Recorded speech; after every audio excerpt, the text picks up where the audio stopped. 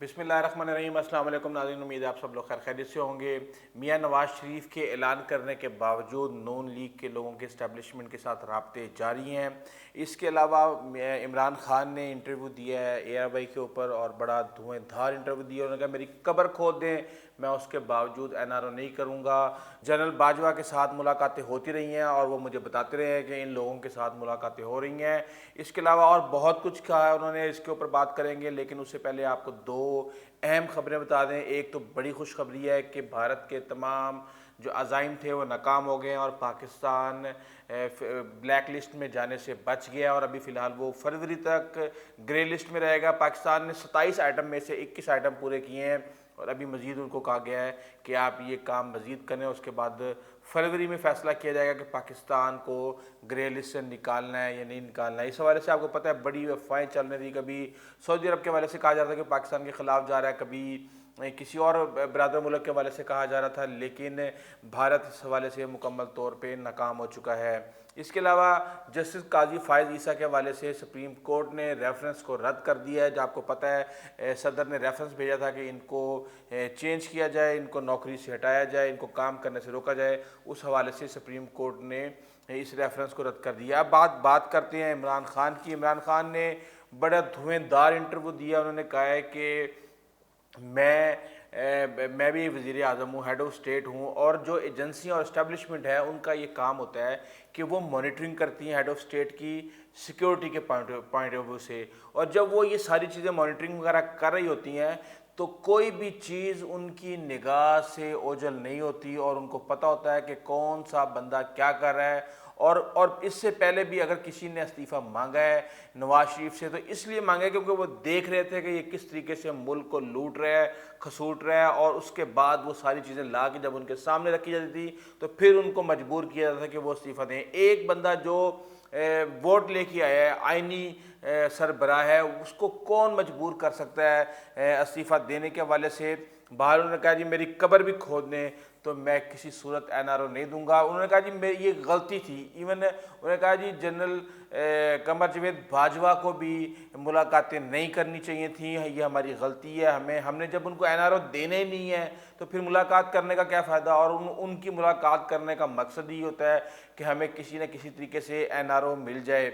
इसके अलावा और उन्होंने कहा कि मैं नवाज शरीफ को वापस लाने के लिए किसी भी हद तक जाऊंगा और अगर मुझे खुद जाना पड़ा तो मैं जाऊंगा। और बोरिस जॉनसन से मैं इस हवाले से कहूँगा कि हमें जो है ना सपोर्ट किया जाए और इसको डिपोर्ट किया जाए। उन्होंने कहा अगर आप दूसरी कानूनी कार्रवाई में जाते हैं तो उसमें टाइम बहुत ज़्यादा लगेगा, लेकिन यह है कि हम फौरी तौर पर इनको डिपोर्ट करवा सकते हैं। उन्हें जहाँ तक FIRs का जिक्र है और कैप्टन सफदर की गिरफ्तारी का ताल्लुक है, उस हवाले से उनका ये कहना था कि मेरे लोग घबरा जाते हैं अक्सर जलसों को दे। उन्होंने कबूल किया है और जब वो घबराते हैं तो फिर वो इसी तरह FIR और दूसरी चीज़ें करवाने की कोशिश करते हैं। जबकि मैंने उनको कहा है कि आप सुकून से रहें, ठंडे रहें, कोई मसला नहीं ऐसा, ये हमारा कुछ भी नहीं बिगाड़ सकते। जहाँ तक उन्होंने गरीब आवाम है और उनको जो मसाइल हैं दरपेश, उस हवाले से उन्होंने कहा है कि जनाब जब हमारी आधी कमाई कर्जा वापस करने के लिए करने में लग जाती है $10 अरब। उन्होंने कहा जब $2.5 अरब जो है ना जब पीपल्स पार्टी की हुकूमत आई थी उस वक्त देने पड़ते थे सालाना।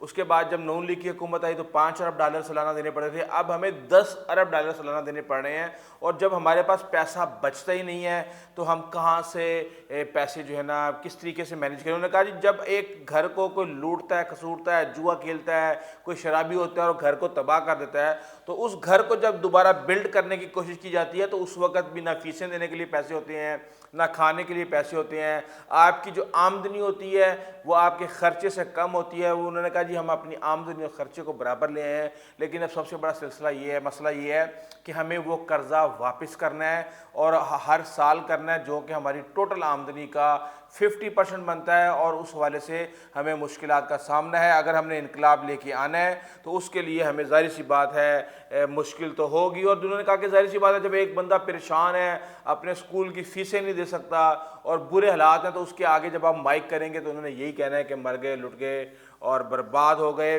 कौम की तकलीफ़ें जो हैं वो इस वक्त, उन्होंने कहा कि मुझे एहसास है कौम की तकलीफ़ें बहुत ज़्यादा हैं, लेकिन उन्होंने कहा कि हमने 17 साल के बाद کرنٹ اکاؤنٹ خسارہ جو ہے اس کو ہم نے مثبت میں لے آئے ہیں. اس سے پہلے یہ 17 سال پہلے تھا.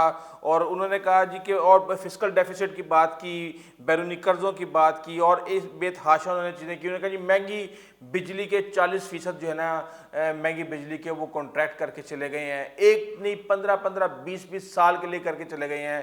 قطر سے گیس کا کانٹریکٹ 15 سال کے لیے انہوں نے کیا. کہتے آج ہمیں اس سے بھی آدھی قیمت پہ گیس مل رہی ہے, ہم نہیں خرید سکتے, کیونکہ انہوں نے 15 سال کا کانٹریکٹ کیا ہوا ہے. انہوں نے کہا جی میں پاور میں رہوں یا نہ رہوں, ان کو میں کسی بھی صورت پاکستان واپس نہیں آنے دوں گا.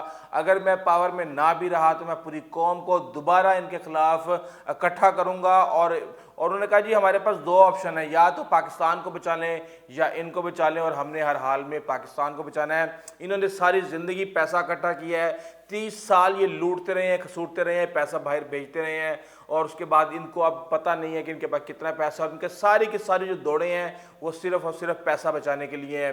انہوں نے یہ بھی الزام لگایا کہ یہ بھارت کے کہنے پہ, اسرائیل کے کہنے پہ, اور دوسرے جو پاکستان کے دشمن ممالک ہیں ان کے ایجنڈے کے اوپر یہ کام کر رہے ہیں. حسین حقانی کو انہوں نے کہا جی کہ وہ بندہ جو کہ پاکستان کے مفادات کے خلاف, پاکستان کی ایجنسیوں کے مفادات کے خلاف کام کرتا ہے, وہ ان کو سپورٹ کر رہا ہے. بھارت کی جو لابنگ فرمز ہیں وہ اسرائیل کی لابنگ فرمز کے ساتھ مل کے کام کر رہی ہیں.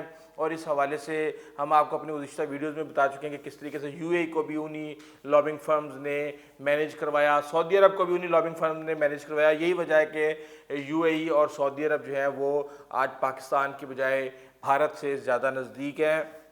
انہوں نے کہا جی مجھے ساری رپورٹیں مل رہی ہیں, مجھے آئی بی کی بھی رپورٹس آتی ہیں, مجھے آئی ایس آئی کی بھی رپورٹس آتی ہیں, مجھے پتہ ہے کون فرنٹ ڈور سے آتا ہے کون بیک ڈور سے آتا ہے, اور ان کو ملنے والے جتنے بھی لوگ ہیں وہ سارے کے سارے پاکستان کے دشمن ہیں, اور ان کا کام صرف یہ ہے کہ فوج میں انتشار پھیلایا جائے. اس حوالے سے اور بھی انہوں نے بڑی باتیں کی. انہوں نے کہا جی ہم نے کہا تھا کہ آپ نواز شریف کو باہر بھیج رہے ہیں, 7 ارب روپے کا سیکیورٹی بانڈ لیا جائے, کیونکہ پیسہ ہی ان کا ایمان ہے, پیسہ ہی ان کا دین ہے, یہ پیسے کے لیے اپنی جان دینے کے لیے تیار ہیں, اور یہ آ جائیں گے.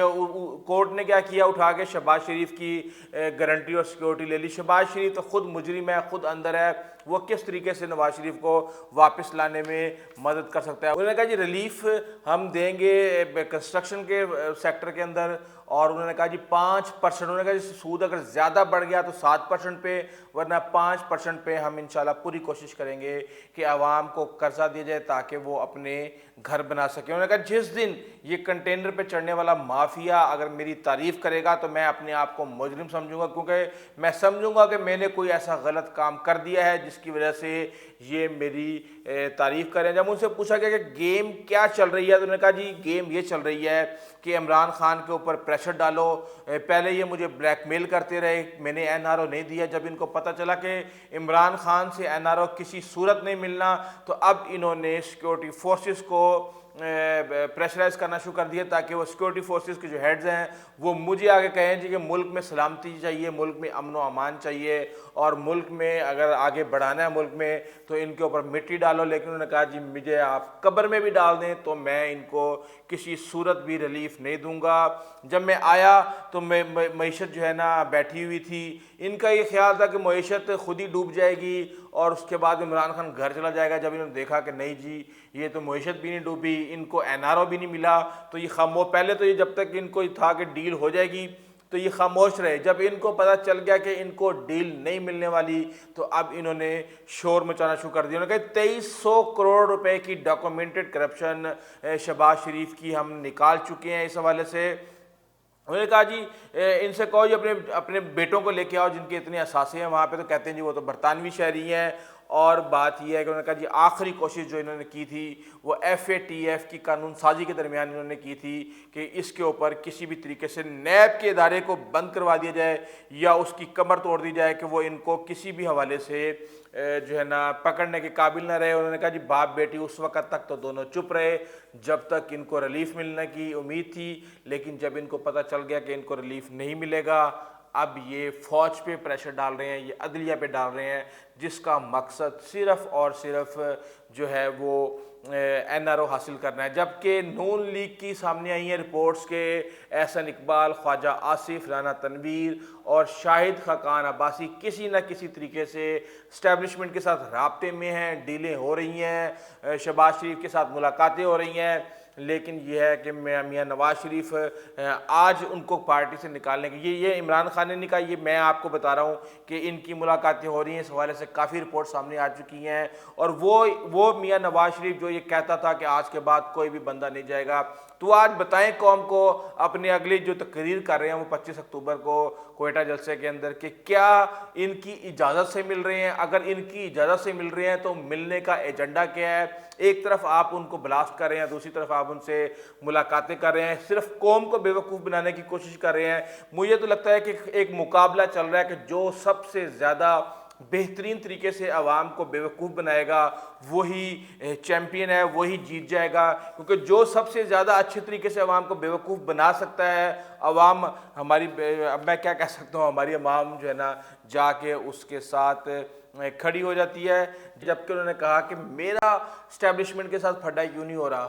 اسٹیبلشمنٹ کے ساتھ یہ عمران خان نے کہا کہ جی میرا اس لیے نہیں ہو رہا کہ میں کرپشن نہیں کر رہا، میں چوریاں ڈکیتیاں نہیں کر رہا، ان کو پتہ ہے کہ یہ صاف آدمی ہے اور اس کا دامن صاف ہے، یہ جو بھی کر رہا ہے دل سے محنت کر کے پاکستان کو اس مشکل سے نکالنے کی کوشش کر رہا ہے، اس لیے ان کا بھی یہی مقصد ہے اور میرا بھی یہ مقصد ہے کہ پاکستان کو اس مشکل سے نکالا جائے۔ اس کے علاوہ اور بھی کافی چیزیں چل رہی ہیں، لیکن یہ اہم خبریں تھیں، جبکہ ایک اچھی خبر میں آپ کو بتا چکا ہوں کہ پاکستان بلیک لسٹ میں جانے سے فی الحال بچ گیا ہے، اور یہ تلوار جو ہمارے اوپر لٹک رہی تھی مزید 5 مہینے اور لٹکے گی، اور پاکستان کو جو 27 ریکمنڈیشنز ہیں ان میں سے 21 وہ پوری کر چکا ہے، 6 اور پوری کرنی ہے، انشاءاللہ وہ بھی پورا کر لے گا، اور جو بھارت کے جو مذموم عزائم ہیں وہ ناکام ہو چکے ہیں۔ اس حوالے سے جو بھی اور لیٹسٹ اپڈیٹس آئیں گے ہم انشاءاللہ آپ کو اپڈیٹ کرتے رہیں گے۔ اگر آپ کو ہماری ویڈیو اچھی لگی ہے تو پلیز آپ ہمارے چینل کو سبسکرائب کیجیے گا، بیل آئیکن کو پریس کیجیے گا، اپنے دوستوں، عزیز و اقارب اور ہمسایوں کا خاص خیال رکھیے گا۔ آئندہ تک کے لیے اجازت دیجیے، اللہ حافظ۔